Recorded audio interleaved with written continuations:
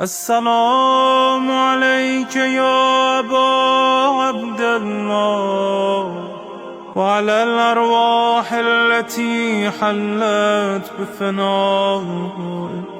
عليك مني سلام الله أبدا ما بقيت وبقي الليل والنهار، ولا جعله الله آخر العهد مني لزيارتكم.